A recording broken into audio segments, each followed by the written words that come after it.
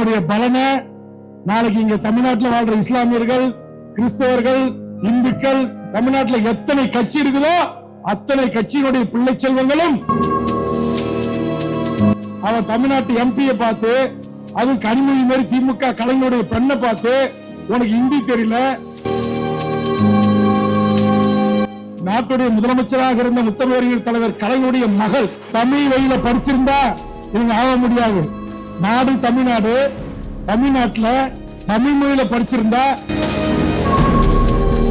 அப்படி ஒரு தடை இருந்துச்சு. ஆனா கலைஞர் முதலமைச்சராக இருந்த போது தமிழ் வழியில படித்தவர்களுக்கு 20% தமிழ்நாடு அரசு பதவியில வேலை வாய்ப்பு உண்டுன்னு ஒரு சட்டம் கொடுத்தாரு. ஆனா அந்த சட்டத்தை நிறைவேற்றல. போட்டித் தேர்வுக்கு தேர்வாகக்கூடிய எழுதுகிற அதற்காக படிக்கிற இளைய தலைமுறை கொஞ்சம் கவனமாக நீங்க கேளுங்க.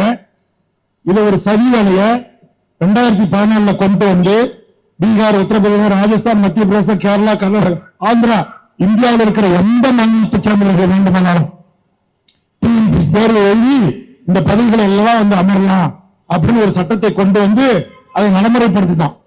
அதை நடைமுறைப்படுத்தும் போது பாலிடெக்னிக் விரிவுரையாளர்கள் தேர்வு, இது போன்று பல்வேறு தேர்வுகளில எல்லா சர்மா குர்மா அப்படின்ற பேர் வருது.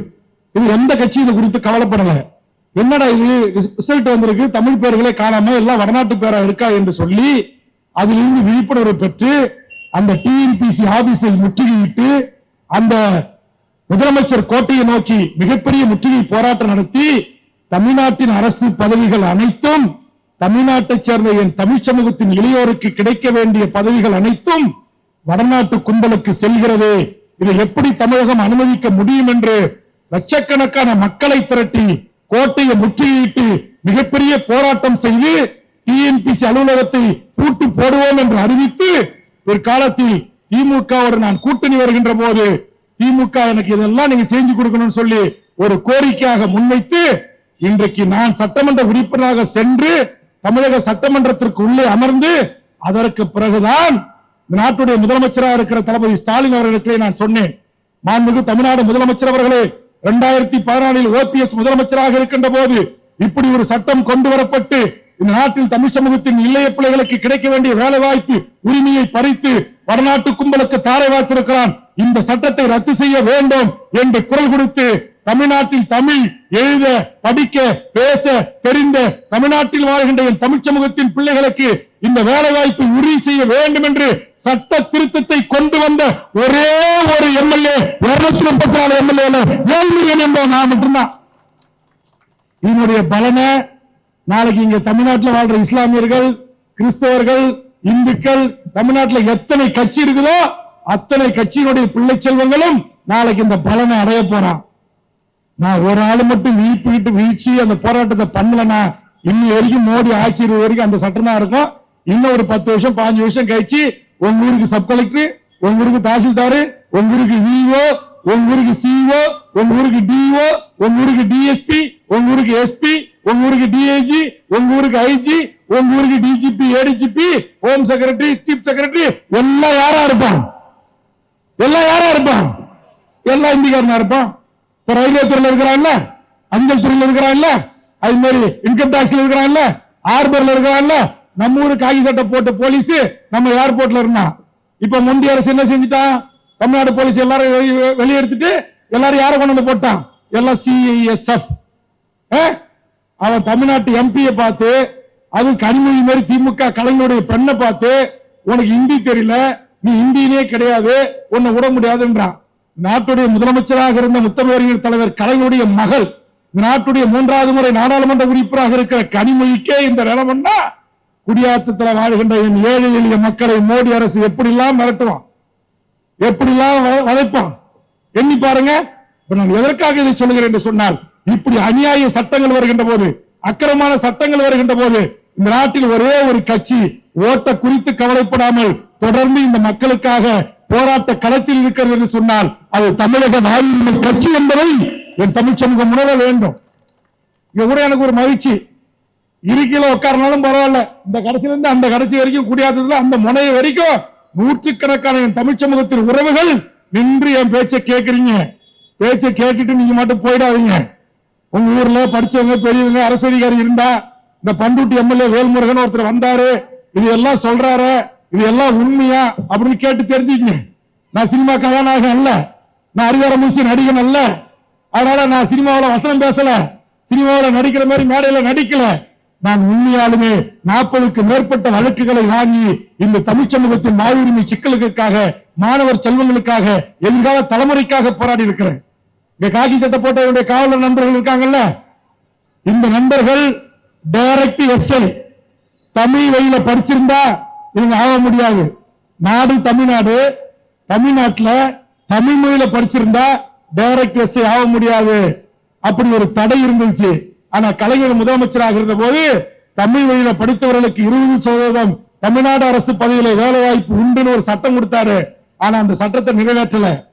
அதை நிறைவேற்றாத போது சென்னை உயர்நீதிமன்றத்திலும் மதுரை உயர்நீதிமன்றத்திலும் வழக்கு போட்டு டைரக்டா டிகிரி முடிச்சுட்டு வர்ற காவல்துறை டைரக்ட் எஸ்ஐ தமிழ் வழியில படித்தவர்களை தகுதி இல்லை என்று நீங்கள் எடுக்க மாட்டேன்றீர்கள், அப்படி எடுக்க வேண்டும் என்று என் செலவில் உயர்நீதிமன்றத்தில் வழக்கை தொடுத்து நீதியரசர் புகழேந்தி, நீதியரசர் கிருபாகரன் அவர்கள் மூலமாக தமிழ்நாட்டில் தமிழ் வழியில் படித்துவிட்டு நேரடி எஸ்ஐ பதவி கேட்காமல் லண்டனில் கேட்பாம் என்று உச்சநீதிமன்றம் அன்று அதிமுக அரசுடைய அட்வொகேட் ஜெனரலை மதுரைக்கு அழைத்து தலையில் ஓங்கி கொட்டி இன்றைக்கு தமிழ்நாடு முழுவதும் நூற்றுக்கணக்கிலே ஆயிரக்கணக்கிலே தமிழ் வழியில் படித்தவர்கள் காக்கி சட்டை கனவோடு இன்றைக்கு டைரக்ட் எஸ்ஐயாக ஆக முடியும் என்ற அந்த வரலாற்று சிறப்புமிக்க தீர்ப்பை வாங்கி தந்தது தமிழக வாழ்வுரிமை கட்சி.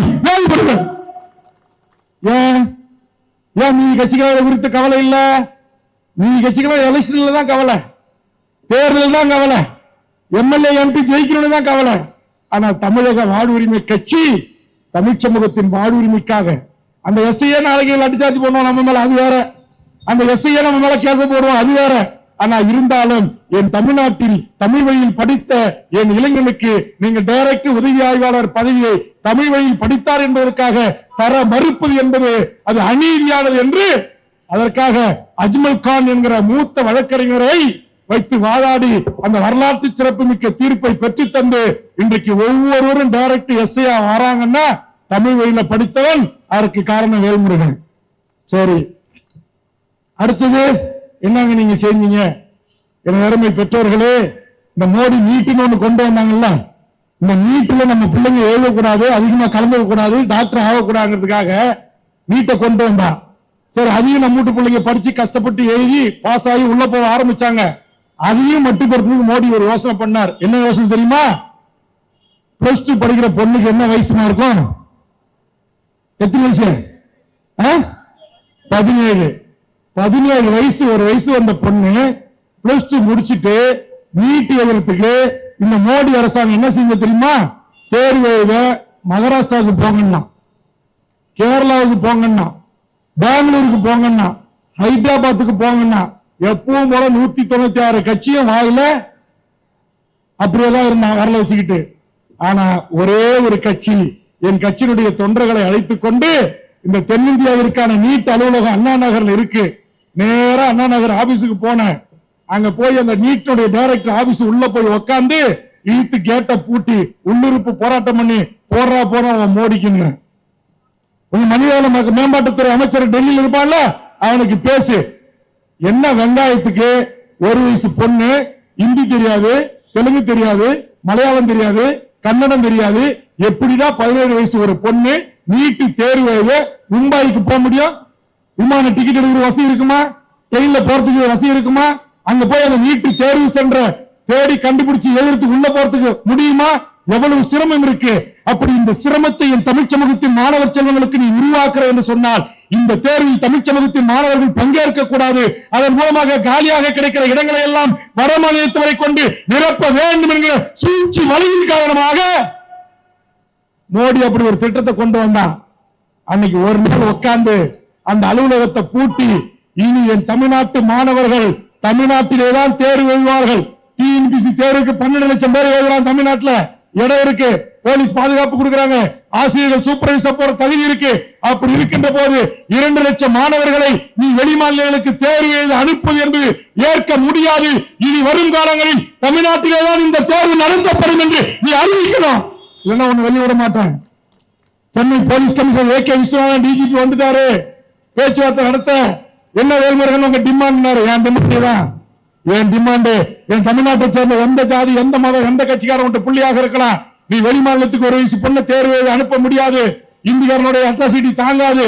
ட்ரெயின்ல போகணும், பிளைட்ல போகணும், போக்குவரத்து செலவு இது எல்லாம் ஆகும். அதனால் இனி தமிழ்நாட்டிலே தான் தேர்வு நடத்த வேண்டும். ஒப்பந்தத்தை ஏற்படுத்தி இயக்குனர் எனக்கு கையெழுத்து போட வேண்டும் என்று சொல்லி 5 மணி நேரம் உள்ளிருப்பு போராட்டம் நடத்தி என் தமிழ்நாட்டு மாணவர் செல்வங்கள் வெளி மாநிலங்களுக்கு தேர்வு எழுத சென்றதை தடுத்து நிறுத்தி தமிழ்நாட்டிலே தேர்வு எழுதலாம் என்று சட்டத்தை கொண்டு வந்தவன் வேறுமுறைகள் என்பது எத்தனை பெற்றோருக்கு தெரியும்?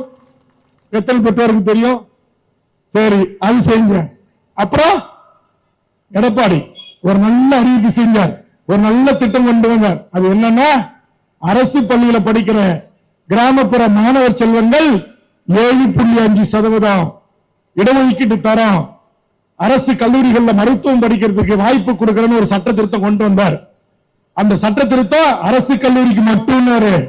ஆனா அரசாங்கத்தினுடைய பணத்துல, மக்களுடைய வரி பணத்துல இங்க இயங்குகின்ற டிஎம்டி யூனிவர்சிட்டி, எஸ்ஆர்எம் இருக்குல்ல, ராமச்சந்திரா இருக்குல்ல, அதே மாதிரி இருக்கிற தமிழ்நாட்டில் இருக்கிற நம்ம ஜெகதேஷ்க்கு நடத்துற ஒரு 5-6 medical college, AC Muthiah Chettinad medical college, Mahatma Gandhi medical college, Arupadai medical college, Venkateswara medical college, இப்படி என்று தமிழ்நாட்டிலே இருக்கிற அனைத்து மெடிக்கல் கல்லூரிகளிலும், தமிழ்நாட்டில் இருக்கிற அனைத்து தனியார் மெடிக்கல் கல்லூரிகளிலும் இந்த 7.5% தேர்வு பெற்ற என் ஏழை எளிய பிற்படுத்தப்பட்ட தாழ்த்தப்பட்ட இஸ்லாமிய கிறிஸ்துவ என் பிள்ளை செல்வங்களும் சமமாக அந்த 7.5% தனியார் மெடிக்கல் கல்லூரிகளிலும் இலவசமாக படிக்க வேண்டும், தர வேண்டும் என்று கேட்டேன்.